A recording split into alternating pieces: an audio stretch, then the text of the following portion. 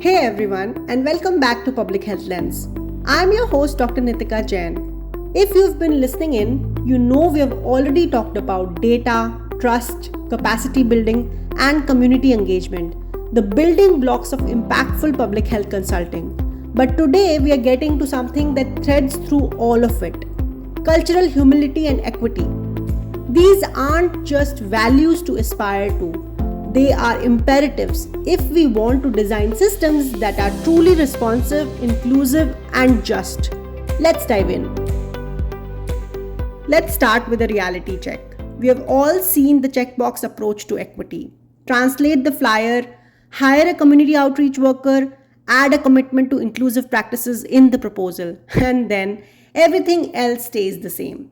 But equity isn't a bullet point, it's a lens that should influence every aspect of how we build programs, engage communities, and evaluate outcomes.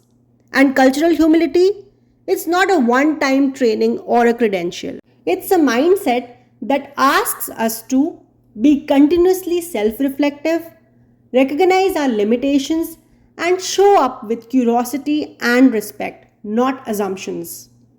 As consultants, we are often brought into spaces where systems are already under strain, communities are already skeptical, and trust has to be earned.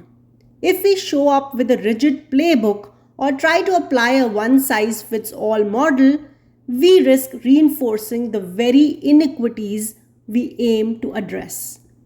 Equity-centered consulting means centering lived experiences as expertise, creating space for alternative ways of knowing and healing, and understanding the histories of harm that still shape present-day engagement. Because public health doesn't operate in a vacuum, it exists within power structures, cultural contexts, and systems that have too often failed the very people they claim to serve. Let's say you are brought into a project aimed at improving mental health screening in immigrant communities. The plan is to roll out standardized tools and expand referrals. Sounds solid, right? But when you begin connecting with local leaders, something becomes clear. The issue isn't just access to screening, it's the absence of culturally safe spaces to talk about mental health in the first place.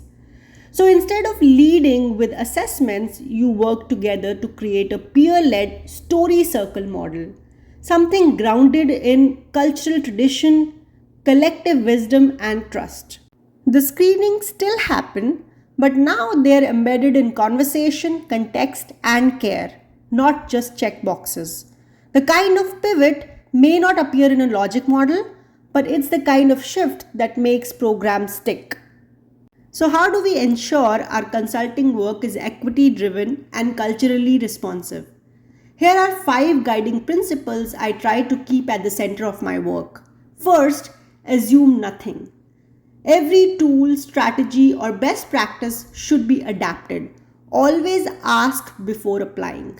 Second, check your own lens. What power are you bringing into the space?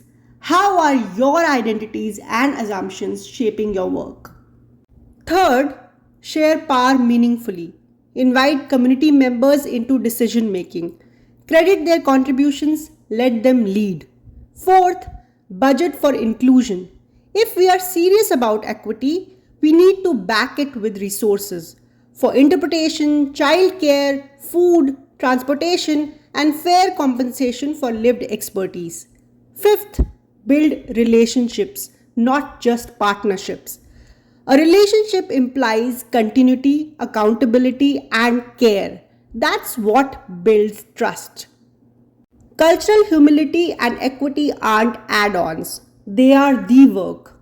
They are about creating systems that not only include people, but are built with them in mind from the very start.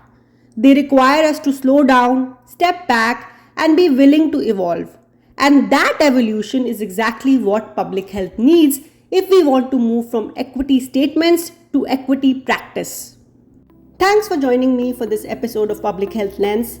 Next Wednesday, we are talking public health messaging, how consultants can help craft communication that connects, informs, and inspires without losing people along the way. Until then, stay curious, stay kind, and stay humble.